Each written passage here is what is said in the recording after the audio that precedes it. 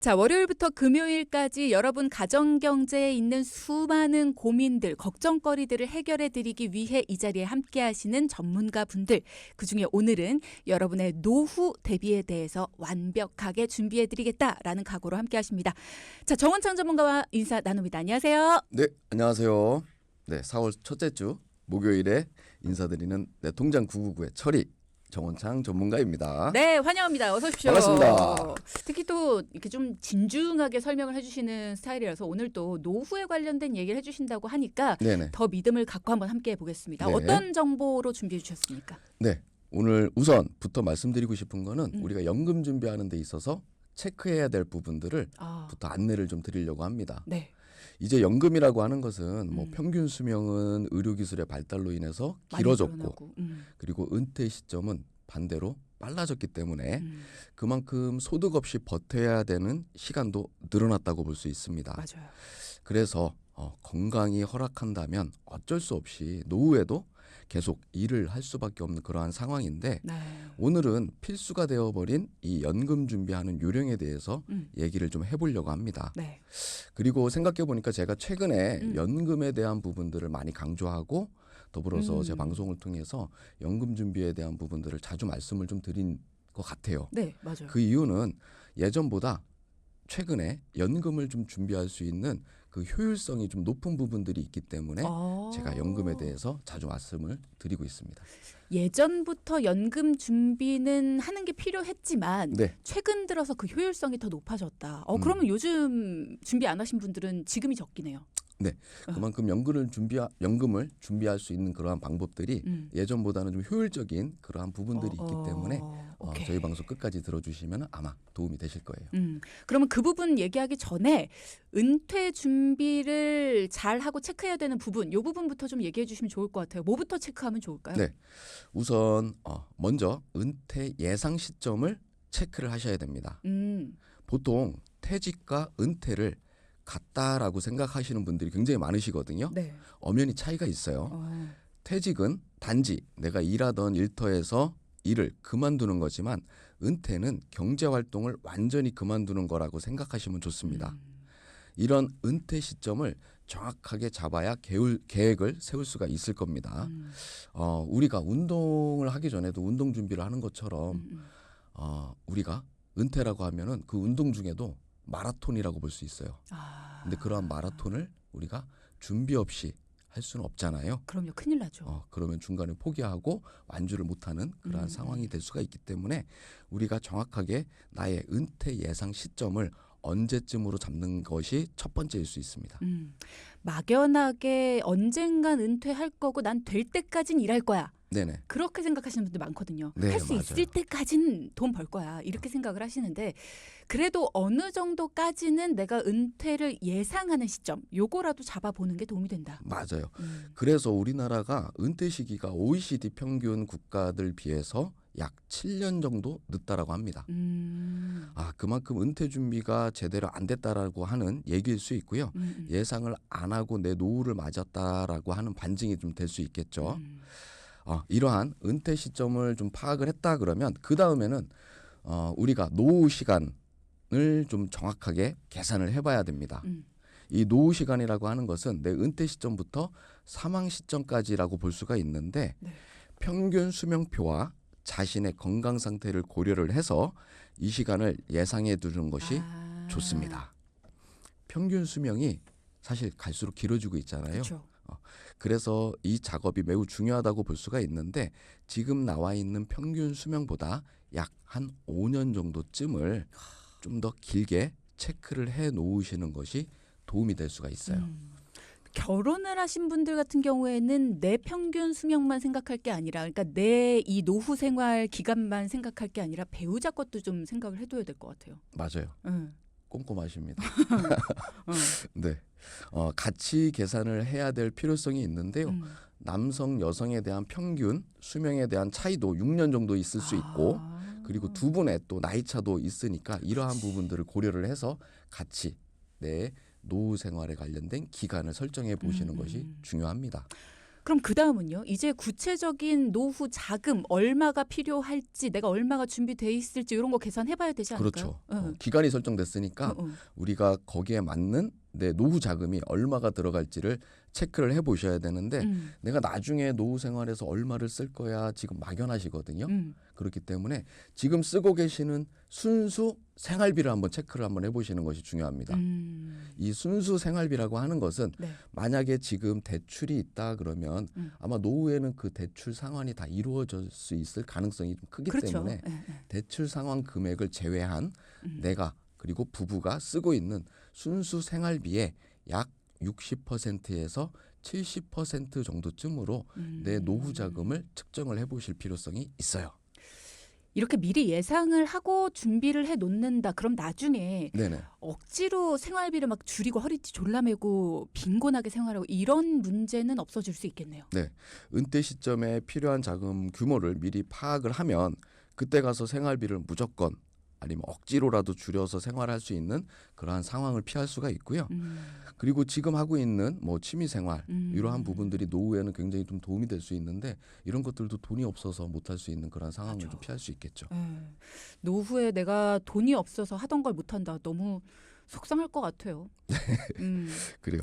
노후에 뭐 줄일 수 있는 건 줄이더라도 미리 이렇게 준비를 한다 그러면 그런 일은 좀 덜 할 것 같고요. 다음은 그 금액이 설정되었다 그러면 노후 자금 마련을 위해서 우리가 준비를 해야겠죠. 그렇죠. 이게 제일 중요합니다. 은퇴 시점에 준비해야 할 노후 자금 규모를 계산한 다음에는 본격적으로 노후 자금을 마련하기 위해 투자를 실행해야 하는데 그러려면 우선 내가 지금 현재 자산과 부채 그리고 수익과 지출을 꼼꼼하게 살펴본 다음에 지금 자산 현황을 정확하게 파악하고 고려를 해서 부족한 부분들을 노후 자금을 위해서 좀 준비를 하셔야 됩니다. 노후 자금 마련을 위해 투자는 현재 뭐 나이와 수입 그리고 개인 성향에 따라 다를 수는 있지만 동일한 조건이라고 하면 금액은 크던 작던 간에 준비를 좀 미리 하시는 맞아요. 것이 좋습니다. 노후 대비는 항상 시간 싸움이다라는 걸 말씀을 드리잖아요. 그렇기 때문에 연금은 미리 일찍 오늘 준비해라 이런 네. 얘기하죠. 맞아요. 뭐 일찍 준비한다라는 것에 뭐 여러 가지 뭐 복리 효과니 뭐 이런 것들이 있을 수 있는데 제가 말씀드리고 싶은 것은 일찍 준비한다라는 말 뜻에는 아마 이런 것들이 좀 담아 있지 않을까라는 생각이 좀 들어요. 어떤 거요? 예를 들어서 만약에 주디가 연금 준비를 하는 데 있어서 유행했던 뭐 비트코인 혹은 주식, 직접 투자 이런 쪽에 과감하게 투자를 해서 내 노후를 좀 준비한다. 무서워요. 노후를 준비하는 금액은 사실상 작진 않거든요. 네. 그래서 만약에 예를 들어서 1억 원이라는 금액을 과감하게 투자를 해서 내 노후 거기에서 나오는 수익률로 내 노후를 준비한다라고 생각하시면 어떨까요? 근데 물론 거기서 이제 수익이 나면 괜찮아요. 이렇게 확 오르면이야 아싸 이렇게 되는데 네네. 이런 것들은 너무 위험한 종목들이라 반토막이 날 수도 있고요. 갑자기 뭐 누군가 하는 한마디로 갑자기 훅 떨어질 수도 있어서 저는 무서워서 이걸로는 노후 대비 못할 것 같아요. 네, 맞아요. 우리가 가만 보면 10년 전에 1억을 어디에 투자를 했다고 그러면 현재는 얼마 이렇게 결과론적인 부분들만 지금 생각을 하거든요. 네, 맞아요. 만약에 그 1억이라는 돈이 내 자산의 한 100분의 1 정도쯤이라고 하면 이런 공격적인 투자도 부럽다. 가능하겠죠. 하지만 제가 뭐 미리 일찍 시작을 해서 시간에 투자하라는 얘기는 노후 자금은 안정적으로 운영이 돼야 되고 안정적이라는 말 안에는 사실상 높은 수익률보다는 제대로 운영이 돼야 된다라고 하는 그렇죠. 심리적인 안정이 좀 들어가 있을 겁니다. 그렇기 때문에 수익률이 낮다 하더라도 그 기간이 좀 길어진다라고 하면은 그 수익률은 쌓이면 굉장히 좀 높은 수익률로 변할 수가 있다라는 그러한 뜻을 내포하고 있는 것 같아요. 그러니까 금액보다는 시간이 중요하다라는 얘기는 시간이 곧 수익률이다. 이거랑 같은 얘기로 봐야 된다는 거예요. 네, 맞습니다. 그리고 이러한 마라톤에 비유되는 그 은퇴 연금 준비에 대한 부분들은 정기적인 점검이 꼭 필요합니다. 은퇴 설계처럼 오랜 투자를 통해서 내가 확보할 수 있는 그러한 노후 자금을 위한 그 기간이 충분히 좀 있어야 되는 이러한 경우에는 경제적인 변수나 가족 상황 그리고 수입 규모 등이 투자 기간 내에 변동될 수 있는 가능성이 높기 때문에 실행된 투자를 정기적으로 점검하는 습관도 꼭 필요합니다. 음. 이런 계획을 바탕으로 체계적으로 은퇴 설계를 좀 한다 그러면 큰 무리 없이 목표했던 노후 자금을 마련할 수 있고요. 그렇죠. 은퇴 후 안전된 노후 생활이 충분히 가능하다라고 보고 다만 이 과정은 제가 일반적인 부분들을 좀 그렇죠, 말씀드린 맞아요. 거기 때문에 가정마다 그리고 개인마다 그때그때 상황에 맞게끔 은퇴 설계 그리고 그에 맞는 수정 이러한 유연한 자세가 꼭 필요하다고 볼 수가 있죠. 자, 그러면 앞서 우리가 살펴봤던 그 내용과 연관해서 뭔가 미래가 걱정된다 하시면서 찾아오신 분이 계시더라고요. 이분과 관련된 내용 어떤 고민이었는지 한번 사연부터 들어보겠습니다.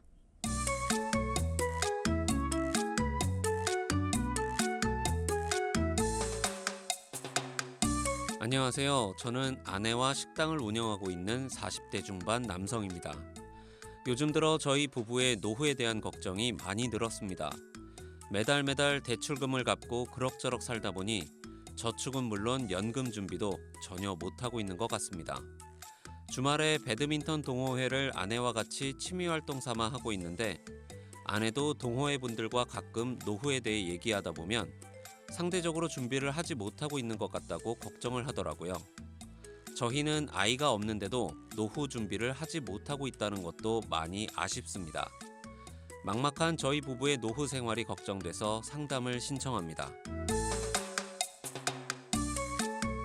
그렇구나. 자영업을 하시는 40대 중반 부부시네요. 자영업 하시는 분들은 사실 공감 너무 많이 하실 것 같아요. 국민연금도 소홀하실 수밖에 없고요. 거기다 개인연금 준비 하셨다면 좋겠지만 사실 제대로 하신 분들 많지 않거든요. 네, 맞아요. 자영업을 하시는 분들이 연금에 대해서는 가장 취약하다고 볼 수가 있는데 뭐 이유는 준비도 좀 소홀할 수도 있고요. 왜냐하면 사업장을 운영하다 보면 바쁘고 그러다 보면은 맞아요. 좀 뒷전으로 미뤄지는 경우도 있고 그리고 급여 생활자들이라 그러면 자연스럽게 쌓이는 이 퇴직금이라는 것이 있는데 이게 스스로 준비하지 않으면 이 퇴직금조차도 없기 때문에 맞아요. 연금 준비에 있어서는 가장 취약하다고 볼 수가 있죠.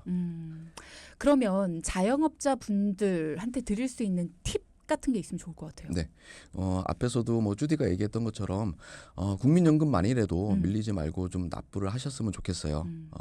여유가 있던 없던 국민연금을 좀 잘 안 내시려고 하시는 분들이 좀 여러 가지 좀 있으시거든요. 부정적인 뉴스들도 나오고 네. 하다 보니까. 그래서 국민연금 정도만이라도 꼭 납입을 하시고 그리고 사업장 통장이랑 개인 통장이랑을 꼭 분리해서 생활을 하셨으면 좋겠어요. 생활비 통장을 구분해라 이 얘기를 아마 많은 곳에서 들으셨을 거예요. 근데 정확하게 왜 그래야 되지? 라는 의문이 좀 남아요.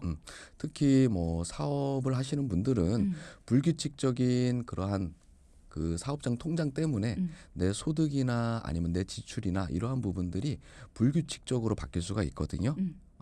그렇기 때문에 저축만큼은 계획적으로 준비를 하셔야 되기 때문에 꼭 분리를 하셔가지고 내 가계 통장이랑 개인 통장을 좀 분리를 해서 내 개인 통장에는 내가 준비할 수 있고 그리고 생활비로 쓸 수 있는 이 일정한 금액을 꼭 꼬박꼬박 납입을 하셔가지고 그 안에서 생활하시는 그러한 습관을 좀 기르셨으면 좋겠습니다.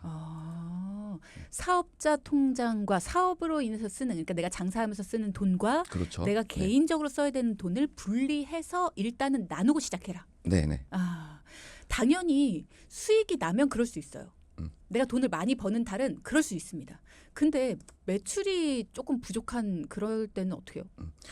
그럴 때는 오히려 그러한 상황들을 회피하기 위해서 지금 제가 말씀드린 그러한 통장이나 이런 것들을 오히려 좀 분리를 안 하시려고 하시는 경향도 좀 있으시거든요. 그럴 것 같아요. 네, 그럴수록 더 그러한 부분들을 우리가 분리를 해서 생활을 해야 됩니다. 왜냐하면 그래야지만 마이너스가 얼마고 또 다시 플러스로 되는 데 있어서는 어떤 부분들이 좀 더 필요한지도 체크를 할 수가 있고요. 그리고 불필요하게 나갈 수 있는 그러한 지출들도 이러한 상황을 통해 가지고 체크가 가능하니까 꼭 이렇게 좀 더 나누셨으면 좋겠고요. 네. 사연자분도 그 과정을 통해서 연금까지 준비를 해드렸습니다. 자, 연금까지 준비를 해주셨다고 하니까 솔루션 과정을 좀 들어보도록 하죠. 네, 사실 두 분이 식당을 운영하면서 매달 한 500만 원 정도쯤의 수입이 있다라고 말씀을 하셨어요. 그리고 두 분은 생활비로 대출 상환에 대한 부분들이 좀 많긴 했는데 이거 포함해서 약 한 400만 원 정도쯤은 쓰고 계신다라고 말씀하셨습니다. 그러면 500만 원을 벌어서 400만 원을 쓰시면 100만 원은 저축 여력이 있네요. 그렇겠죠. 그런데 막상 두 분의 저축 여력을 제가 체크를 했더니 매달 비상금 통장에 20만 원 정도만 모으고 계셨고 저축하고 계셨던 그러한 상황은 전혀 없으셨습니다. 왜요? 100만 원이 남는데? 자세히 점검을 해보니까 수익이 400만 원에서 500만 원 정도쯤으로 사실상 들쑥날쑥 했던 거고요. 보통 그렇죠, 장사가. 네.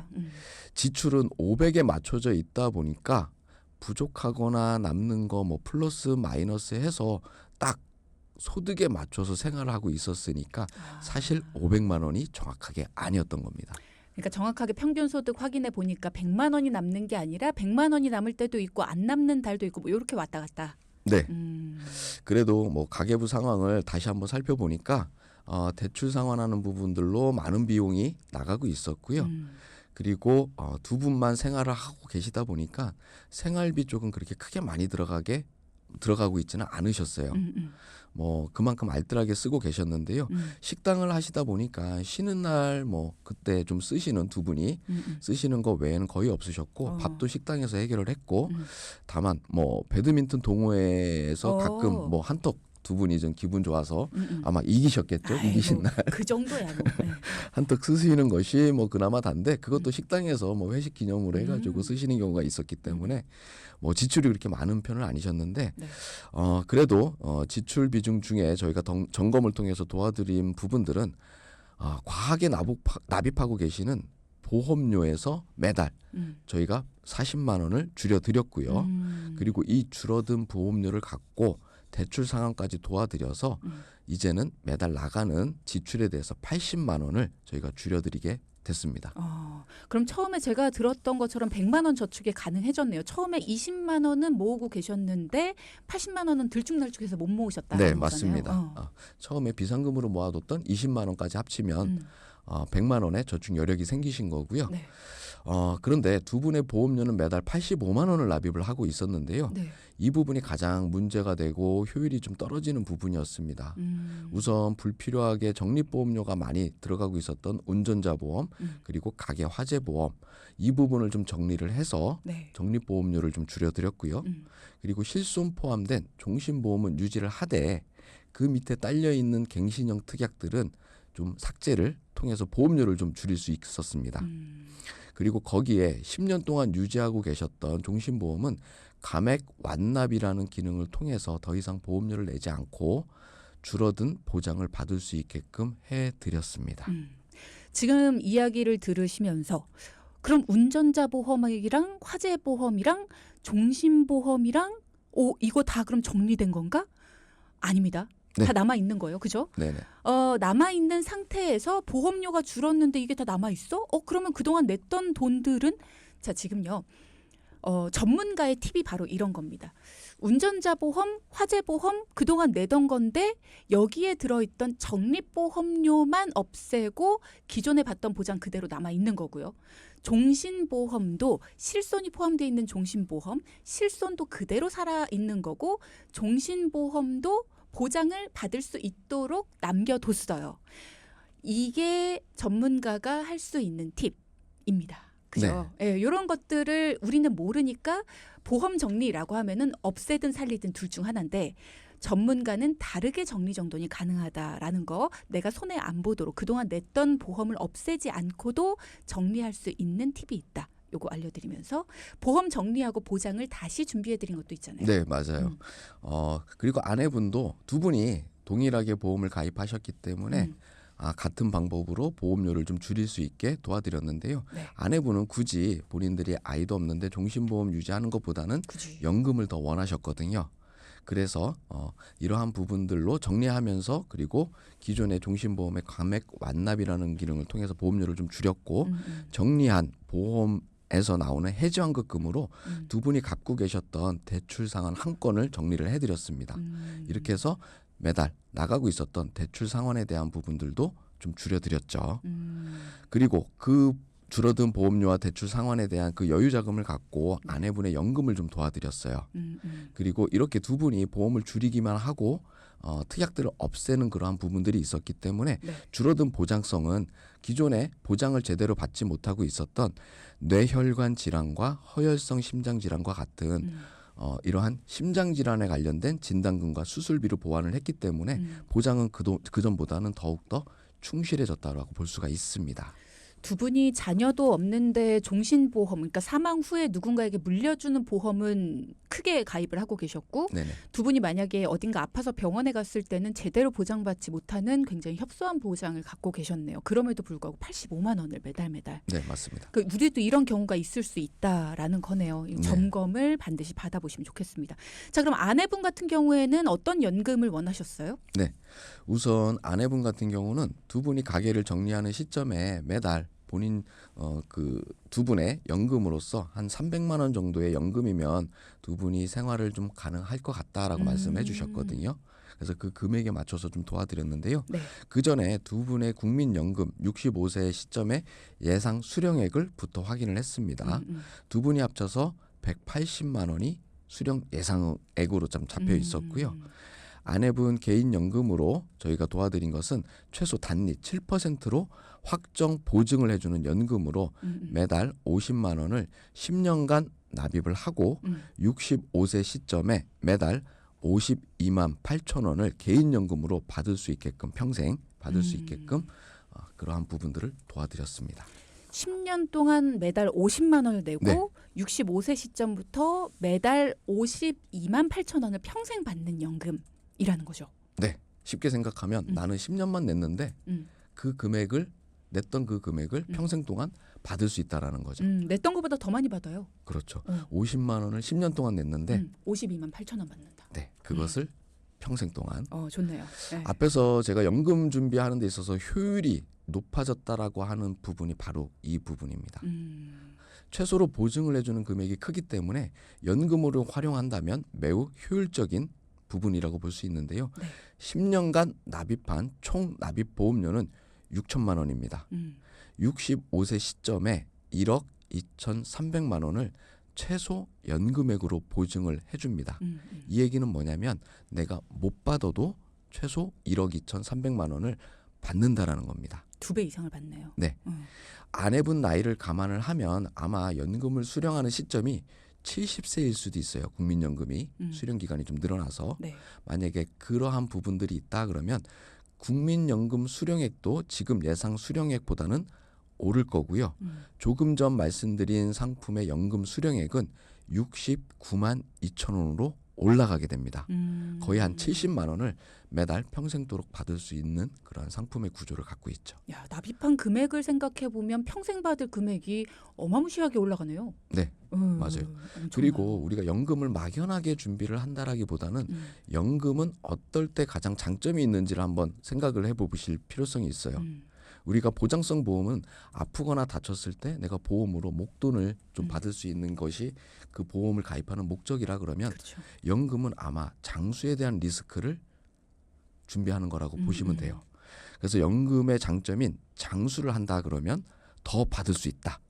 이 부분을 좀 계산해 드리면 90세까지 아내분이 만약에 가입하신 개인연금으로 받는다라고 하면 1억 6,800만 원을 95세까지 내가 받는다 그러면 내가 납입한 금액이 2억 6천만 원이지만 95세 되는 시점에는 2억 760만 원까지도 수령이 가능하시게 됩니다. 네. 자, 오늘도 많은 이야기 나눠봤습니다. 오늘 나눴던 이야기들의 포인트 짚어보겠습니다. 첫째, 연금 준비의 시작은 은퇴 계획부터. 둘째, 부족한 연금 준비, 불필요한 보험 점검만 정리한다 하더라도 가능하다. 자, 2가지 포인트 짚어봤습니다. 그러면 오늘 함께하신 정은찬 전문가 보내드리겠습니다. 수고하셨습니다. 감사합니다.